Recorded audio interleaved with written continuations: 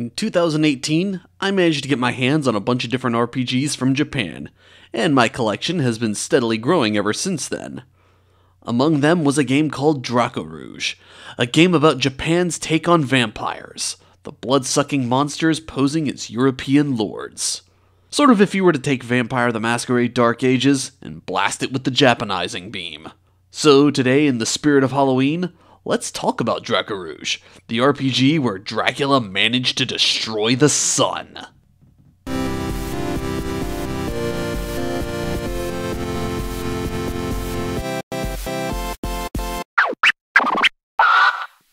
If it wasn't clear from the intro, this game is wild and crazy in the way only a game from Japan can be.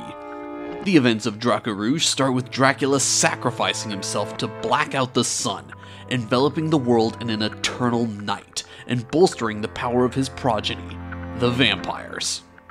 As a result, they now all have the power of realization, which allows them to alter their immediate environment around them to their liking. Light, ambient sound, physical structures, temperature, everything. But you know what they say about great power, right? It makes people make you do things. In the world of Dracorouge, the vampires are from noble houses a la feudal Europe, looking over the peasants and protecting them from night beasts, monsters who were once vampires, but succumb to their darker impulses and can only be redeemed through being slain. This, in addition to other threats, such as the fairies, or other vampires with nothing else better to do with their eternal unlife than engage in petty middle school style squabbles.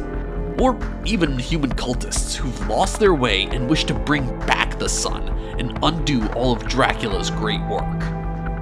The vampires in Dracorouge are a little unusual though. They no longer need blood to survive. Instead, they require bonds to others represented by rouge and warmth in order to counteract the effects of noir and thirst, their darker impulses. When thirst overtakes a vampire, they begin to fall from grace, and if they fall far enough, they become a night beast. However, noir is also a source of great power for vampires, and embracing it can empower them to better fight to protect their charges.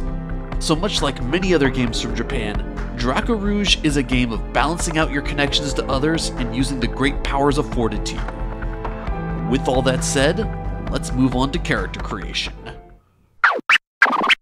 Character creation is relatively simple in Dracorouge. It consists of making a few simple choices in no particular order. You pick your character's bloodline, path, and renown. Your bloodline is what family of vampire you belong to. You can think of this as your race from other, more traditional fantasy RPGs. Your path is what your character's place in life as a knight is, such as being in charge of an estate or fighting for glory or vengeance. And your renown is something impressive your character has already accomplished. Your bloodline and path determine what skills you have, while your renown will determine other special rules for your character. For each choice of bloodline, path, and renown you make, you're given yet another choice. Bloodlines and paths also have more specific branches associated with them, and each renown has different exemplums, specific instances of your renown. By the end of character creation, you'll have 6 social skills, 6 combat skills, and 1 exemplum. In addition to these choices that affect game mechanics though, there's also numerous tables and charts for you to roll on to determine your character's appearance, history, and name. Furthermore, if you like completely random characters, all the choices available for every step of the way can easily be rolled for using the humble 6-sided die. There are 6 bloodlines, paths, and renown, and 3 subcategories for each bloodline and path, and 6 subcategories for each renown. Gameplay itself is broken into different scenes, either social scenes or combat scenes. The type of scene is what determines what skills you're allowed to use. Knights are bound by honor not to use violence until it is necessary, and talking somebody down from a fight is hard to do when they're trying to cut you up into pieces. Gameplay remains largely the same regardless of what kind of scene you're playing in though.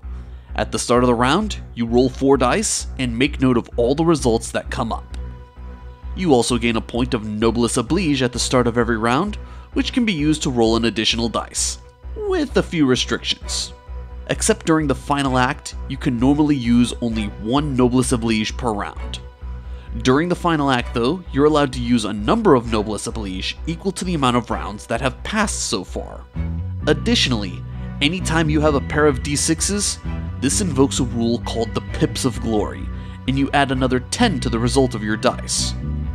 This means if you rolled 2, 4, and 2 6s, you would have 2, 4, 6, 6, and 10 available. These results are used to determine what skills you're permitted to use for that round, based on their cost. Each skill requires at least one die to be used, so long as the result is equal to or higher than the cost of the skill. And if you wind up with a bunch of low rolls, you also have the option of combining them together to make the higher result that you need. You cannot, however, use one high roll for several small cost skills. As I said, you need one result per skill, minimum. Much of the rules pertaining to player characters revolves around the bonds your character forms, either rouge or noir. Rouge refers to the warmer emotions your character feels. These are strengthened by sharing kisses and tender moments, while noir is darker emotions that one can feel. Skills belonging to either NPCs or players grade rouge and noir towards a bond. Anytime you reach 5 points of noir or rouge, you gain a point of thirst for noir or warmth for rouge. Thirst, as I said in the intro, is a double-edged sword. On the one hand, thirst raises the highest dice whenever you're rolling by how much thirst you have, letting you use more powerful skills. So if you rolled 1, 3, 5, and 6, and you have a thirst of 2, your results would actually be 1, 3, 5, and 8. On the other hand, too much thirst can cause your character to fall and become one of the night beasts. Anytime your thirst increases to 3 or higher, you immediately roll on the fall table, using 2d6 minus thirst. There's more bad options on the fall table than good, and with how the probability is skewed, this means certain doom when you have a high thirst. If you're lucky though, you'll get off with just a little bit more noir than you might hope for, and also roll on the omen table, a scar indicating that your character lost control of themselves. Warmth is the method by which you resist thirst. Warmth can be used at any time to negate 1 point of thirst, and can even be used to stop yourself from having to roll on the fall table, assuming you can drop your thirst back to 2 or less. NPCs don't have bonds like player characters though. They instead have a trait called presence, which functions as their HP, and giving them rouge or noir is sufficient to lower their presence. Upon hitting 0 presence, they fade into the background of the scene and become a wallflower. When Anrise vampires look at this game, they side-eyed it and say, "Man, could this possibly get any snootier?" It also wouldn't be much of a game if there wasn't some way to avoid the unwanted effects of skills. Something quite simply called resistance in Dracorouge. The way it works is this. You're refreshed to 2 points of resistance each round, meaning if you have 1 point left over at the end of a round, you only gain 1 additional point to put yourself at 2. Anytime you or another player character decides to stop an enemy action using resistance, you can use as many points as you have available, even combining how many you use amongst players to stop an action. You then roll a number of dice equal to how much resistance is used, and if the combined result meets or beats the cost of the action, it's been successfully thwarted and has no effect. Dracorouge does something that's a little unusual compared to Western games. Until the final scene of the game, called the final act, every scene only lasts 1 round. This setup might seem odd to somebody more accustomed to the traditional method of doing scenes in RPGs, where the action goes on until the conflict is resolved. That is, all the baddies are beaten or the people standing in your way have been talked down. For anybody who feels this is needlessly restrictive, I suggest working within the game's framework a few times first. This sort of design choice works to great effect in other games that do similar things. It keeps the action moving, and it forces players to act deliberately. Though for a scenario that uses this method, you will need to offer more information than you might normally. The players will need to know not just that there's an elegantly dressed man in military regalia, medals adorning their chest like the scales of a dragon in the same room as them. The players are nobles, knights of a tightly knit community. It'd be a disgrace if they didn't know who such a celebrated hero was. So naturally, they would know, via you, the GM, telling the player, that this is none other than the knight who once rode upon a cannonball and even graced the moon with his presence, Baron Munchausen. And then the players can either feign interest in his exploits or call him on his nonsense as they see fit. The Baron will react accordingly, and the scene will end. And perhaps, if Baron Munchausen is so offended by what the player said to him earlier, the climax will be him dueling the PCs to defend his honor, where they can take as many rounds as they need to sort out their differences, with violence or words. Another unusual thing done in Dracorouge is that the only real difference between combat and social scenes is what skills are available to you and what their effects are. Otherwise, the abstraction is largely the same. You typically have to be in the same place to use certain skills, while others may be so supernaturally charged that they can affect everybody in the surrounding areas. For this reason, you get a lot more out of Dracorouge by dialing up the dramatic flair of using your skills. It's one thing to say, I'm using together with the roar of horseshoes so that I can give somebody 2 noir and gain 2 rouge towards myself. It's another thing to say, while sitting atop my 8-legged horse that was stolen from a Norse god, I brandish a massive sword at the enemy. They gain 2 noir and I gain 2 rouge for boldly showing my martial prowess. There's also a lot of linguistic touches that make this game truly unique. Certain phrases are written in Romaji, but they use German instead of English. Furthermore, much of the setting and flavor text for skills are written using archaic Japanese, as a cultural equivalent to using Ye Olde English. This makes Dracorouge hated by both native and second language speakers of Japanese alike, myself included. The way vampires, the knights, are depicted in Dracorouge is also very reminiscent of the idealized versions of samurai of feudal Japan. One of the biggest disgraces a knight can endure is falling and becoming a night beast. And when encountering a night beast, the knight that doesn't put the beast out of its misery or otherwise spares them is equally disgraceful. Furthermore, part of why falling is such a disgrace in Dracorouge is because it shows that the knight is not in control of themselves. All of these were traits that were idealized by the samurai. I'd also like to take a moment to talk about the fan translation that exists for Dracorouge.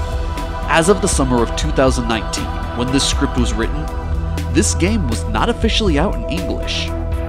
Dracorouge has been worked on by several different people of several different nationalities with differing usages of the English language. As such, a lot of the game terms are not consistent. Here's just a few of the terms that I found that might be interchangeable that I think need to be explained. Presence and existence are sometimes used interchangeably. Similarly, servant, steward, and lackey all seem to refer to the same thing as well. This sort of inconsistency makes the English translation of Dracorouge a little difficult to read, so when in doubt, use your best judgment. Dracorouge is a truly exemplary game. It's a fine example of the unique approach Japan takes to mixing narrative and gameplay. There are skills with specifically defined effects with names that suggest how the end result of the skill is achieved. The general practice is that so long as you don't violate the rules as they're written, you can describe it in any way you'd like. The result is no more effective because you strike somebody in the head, and no weaker because you nicked off a piece of their ear. Dracorouge also does something else a little unusual. It uses the same method of abstraction for combat as it does for social encounters. The skills all have similar effects, gaining noir or rouge and affecting the scene in some way, but depending on the scene, the move list you have changes, as does the way you would describe it.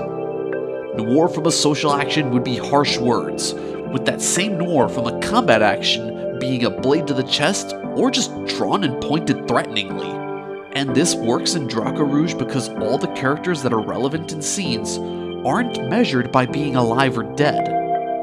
NPCs are measured by presence, literally how much weight they have in the scene, while player characters have noir and thirst, a measure of anger, despair, or some other negative emotion. The rulebook may be hard to read, both in English and Japanese, but this is definitely a game worth playing if you ever get the chance. Thanks for watching. If you found this video interesting, give me a thumbs up. And if you'd like to hear more about other games from Japan or around the world, go ahead and click the subscribe button. With all that said, I am Undertale, and have a happy and safe Halloween, everybody.